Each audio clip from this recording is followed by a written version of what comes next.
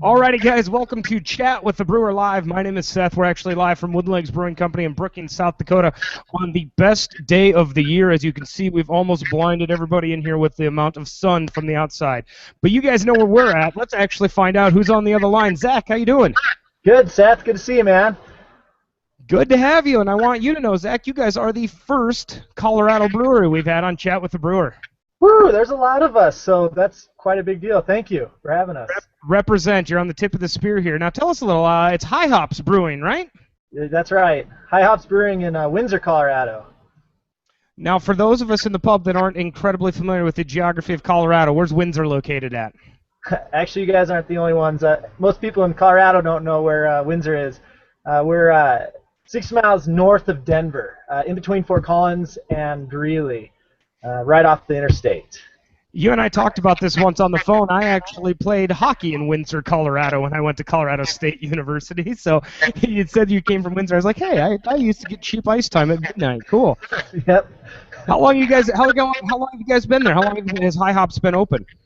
So High Hops has been open for 2.5 years. But the interesting thing is we actually started as a garden center in the year 2000. It was my parents' place. Kind of quick introduction. I'm Zach Weekland, and I'm the head brewer at High Hops Brewery. It's a family-run operation. My parents own the place, and we started as a garden center, then kind of transitioned into a hop farm and also a homebrew shop. So we're kind of a multifaceted operation. So I probably can't even imagine the last time I talked to a garden center that became a brewery. You have to be one of the few in the nation that have done it that way. I believe so. I think there's one other place in California, but I'm not familiar with their name. But it's quite an outtaking. You got plants and beer. You can't get much better. Well, here's what we're going to do. We're actually going to try some of that beer you described. I've got 3 of them here on draft. I've got the Golden One, the Power of Zeus, and Dr. Pat's. I can try them in any order. I'll leave it to you. What should we try through first here at the pub? You said you have Zeus, Golden, and Pat's. Is that right? That's right. I would start with the Golden. It's nice, easy, light drinking pilsen. Lemon. You know, you're gonna get a lot of lemon on the front end, and not gonna wreck your palate. Oh, that's spectacular. That's a heavy hand of lemon. Is that from the hops you guys are using? So actually, it's not a traditional pilsner. Most pilsners are actually using lager yeast. We use a dry English ale yeast with a pilsen base, pilsen malt base. We use the dry English ale yeast to kind of make it go faster, more of a rounded flavor, and then it also the yeast drops out of flocculation a lot better that way. But then the lemon is actually from an herb called lemon verbena, which we grow here on site as well. Well, this is spectacular. I mean, Pilsners, of course, have a very defined pace. I think this is probably a new interpretation of a Pilsner, and I think I would approve very much so. For those of you online, you can see the nice, cool color here. Looks beautiful, tastes great. So this is what it is called, the Golden One, correct? That's correct. It makes me absolutely ecstatic that you're drinking it in South Dakota right now. It's so far away. The beer that I made, I'm smiling from cheek to cheek. This is awesome. Well, check this out. We'll make you smile a little more. If you were to look at this direction, literally this direction in 12 miles is Minnesota. So we're about as far away from Colorado as you can get. So tell me about the name, the Golden One. Where'd you come up with the name of this? Well, as I said, it's a family business, and my parents had, when coming up with the whole company thing, my parents were sitting around. They've had a few drinks. And they started coming up with some phallic names. So we ended up just actually kind of toning those down and kind of shying away from that and just kind of focusing on the color of the beer. But I'll let you use your imagination where those names could have gone to. Well, I enjoy it nonetheless. Phallic name or not, very, very good beer. Power of Zeus or Dr. Pat's next? Power of Zeus. It's our American Pale Ale.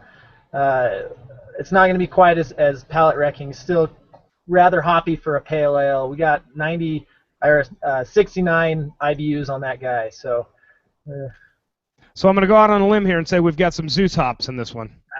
You'd be right on that.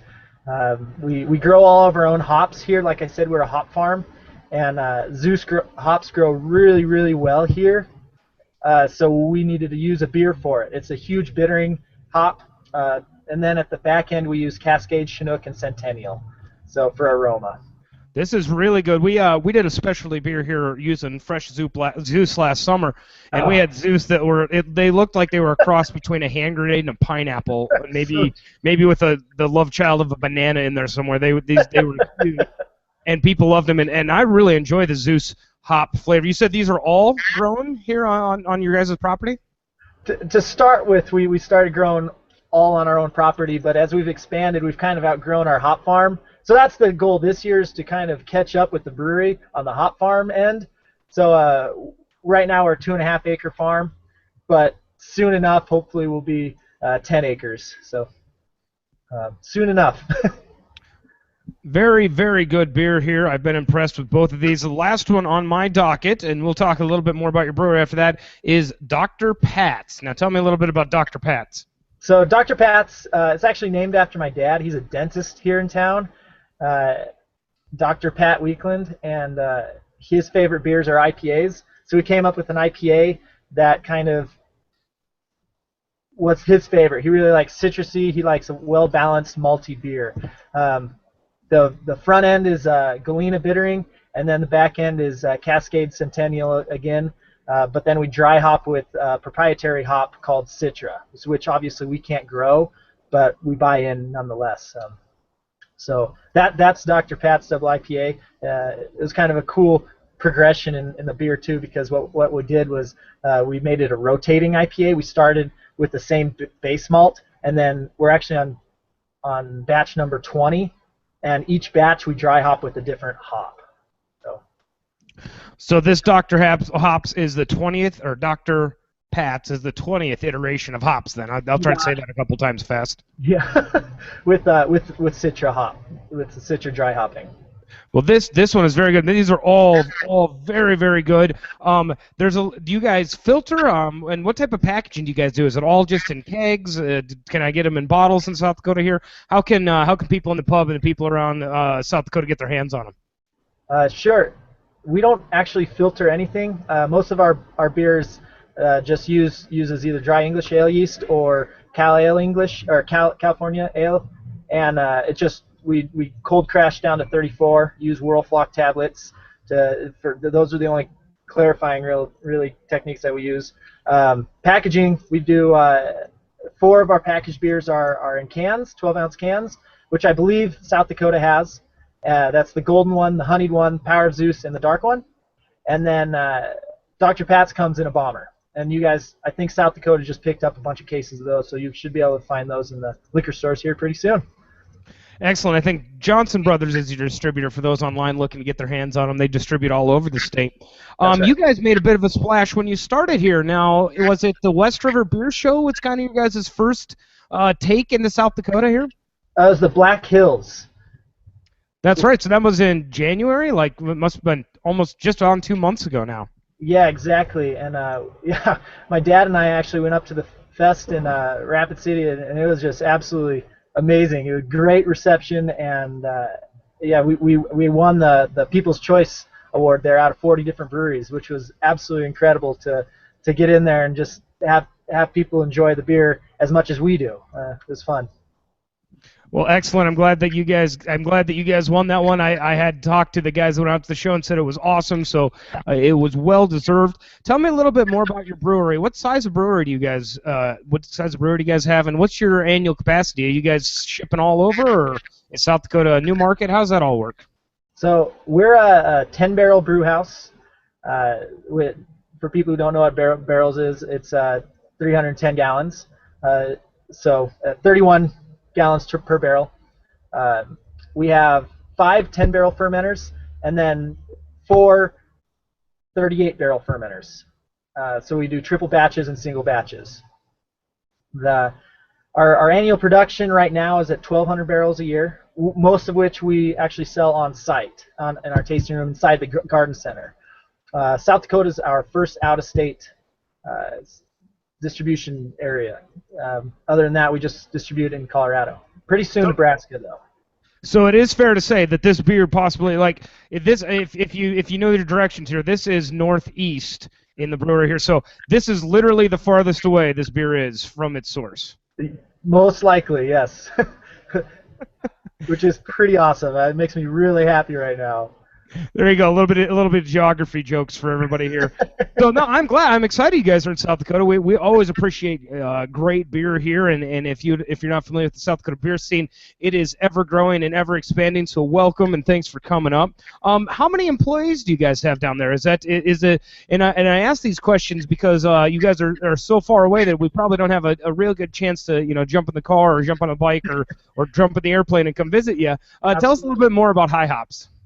So, like I said, it's a family-run business through and through. I graduated college at CSU, a natural resource management degree. I'm proud to be a CSU Ram. I said I'm proud, right? Yeah, you did say that, yes. um, I graduated with a natural resource management degree, and there wasn't really much when I graduated in my field. So what else was I doing in college? I was making beer, so let's make up a beer. Let's brew some beer, and we have 16 employees.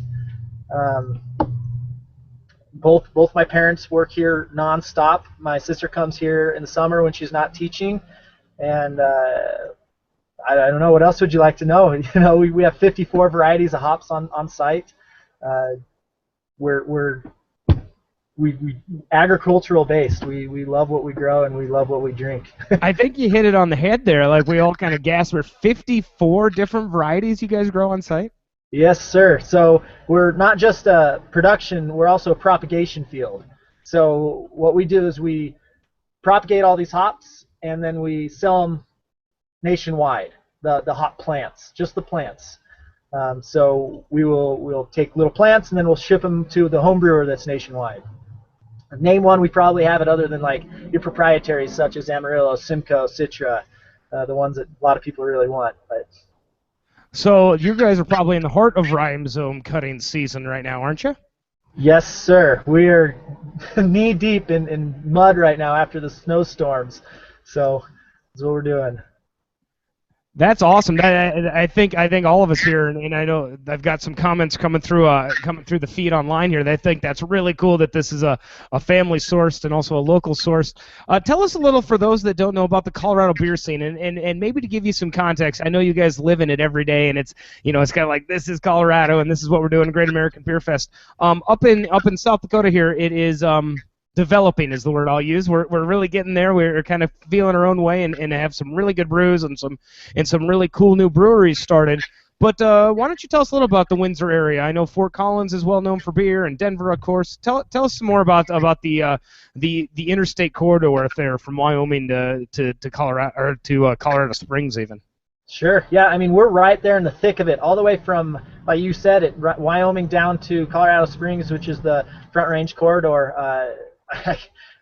95% of the breweries are located in Colorado, and I think there's over 200 of them now.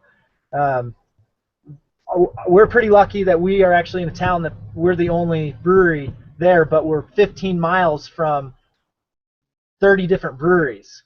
So we've got a pretty good little niche here with a town that supports us through and through. But yeah, we were really excited to get up into South Dakota, and when we got up there, the people are just thirsty for beer. It's amazing. All the people there you guys have amazing beer. Like that's all there is to it. Was it Crow Peak? That's a really good brewery that's up there too. Sorry, I'm just excited. Continue. Yes, you had a question. We are thirsty for beer. We giggle here, and the only reason is because we sit in the Fort Collins. I'm gonna use that very loosely. We sit in the Fort Collins of South Dakota. We have the State University here, which is the biggest one, and of course we have the South Dakota State basketball game on tonight, which was why we're an hour early. But it is fun. We've seen that develop, and I've seen people continue to use maybe liquid terms. I've seen people soak up your beers here and love them. I've got Angela here. She actually has a question for us. She's kind of our head pub keep here, so be prepared. Okay. Hi, Angela. Hi. I was just curious. So did you start brewing before you decided to grow all these hops, or was it vice versa? And with only like 16 people working there, are you guys just like crazy, crazy busy right now? So to start with your first questions, I'll just go through a quick progression of how everything started. In the year 2000, we started the garden center, and then as time progressed, 2007 there was a huge hops shortage nationwide. We couldn't get some of the hops that we wanted, and we realized we could probably grow our own. So we went ahead and started our own little acre small hop farm. As the years progressed, we were having an overabundance of hops and didn't know what to do with them, so we started to sell them, trying to sell them to local breweries.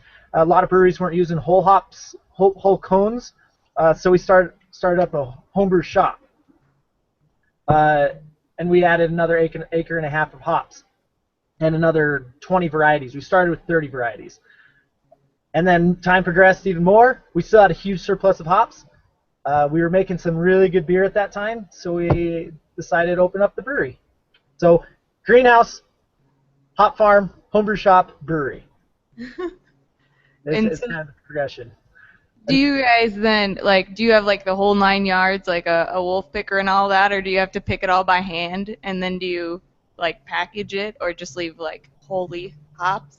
I wish we had a wolf picker. We have a army of volunteers that come in at the end of August, and we feed them beer. We give them the people who pick the most hops, they get GABF tickets. So we make it a big contest, big party. We bring in music, food, but a wolf picker would be nice, especially when we expand. And where did you guys' name? How did you decide on High Hops? I mean, obviously, you kind of have the hop side of it covered, but what made you name it that, I guess? More of the fact that we're pretty high elevation. We're at 5,300 feet here. Oh. But we didn't want to go cliche at like high altitude hops. You know, like, it was like so just shorten it, nice and easy, high hops. It's kind of played in favor with the new laws here in Colorado too. Awesome. So the new laws haven't hurt the brand, then, is what you're saying? They have not. You know, any publicity is good publicity, they say. Absolutely.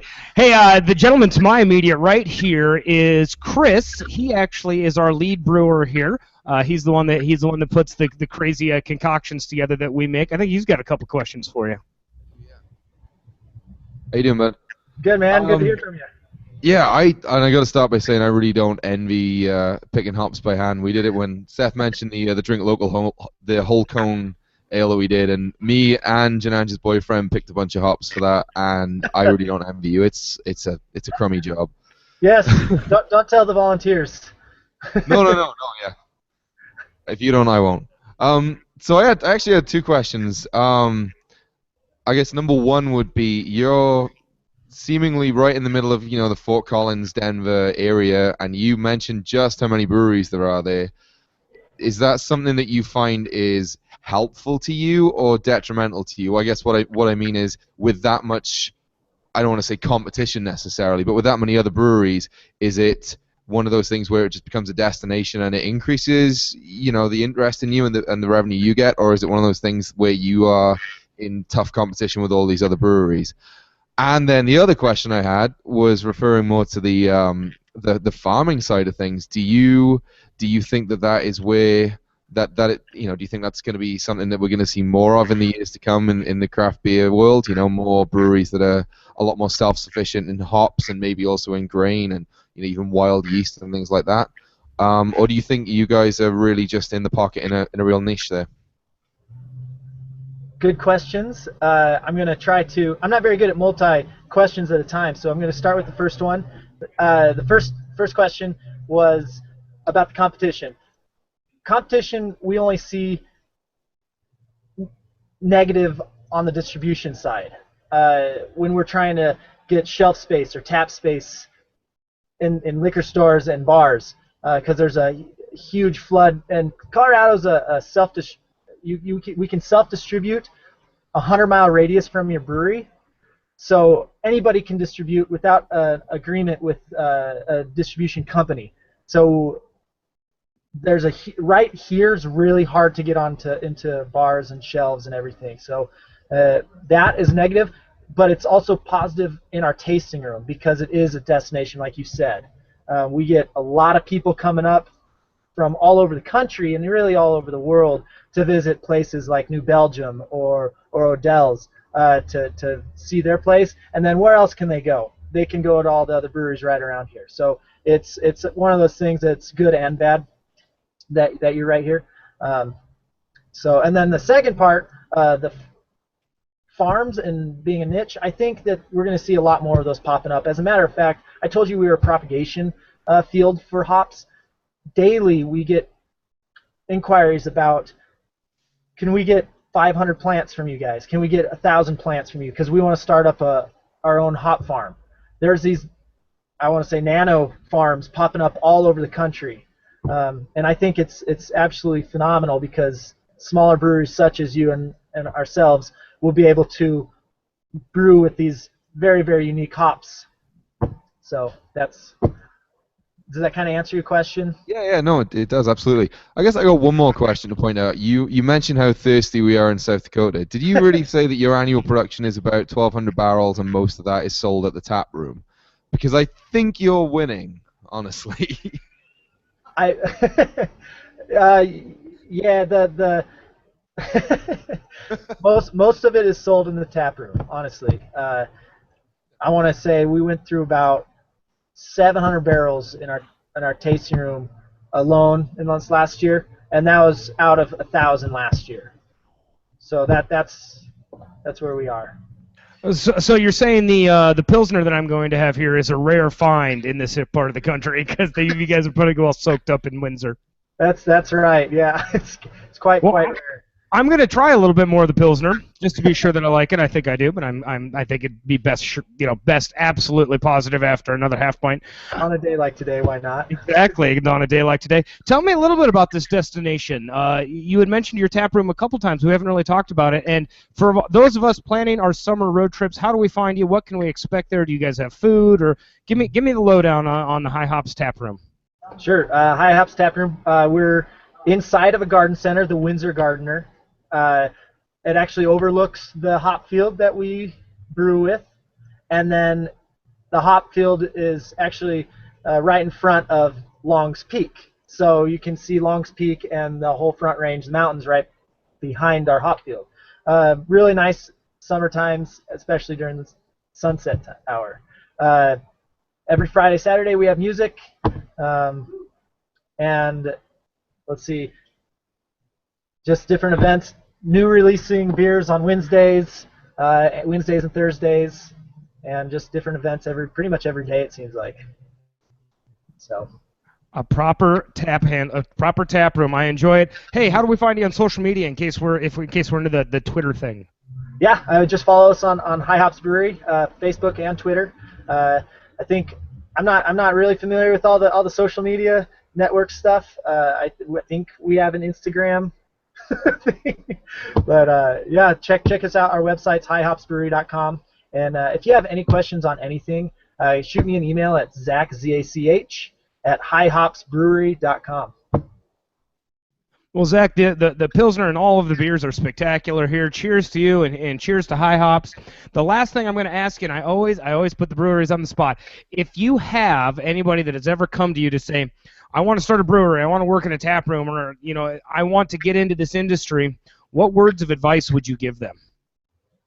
Work your ass off.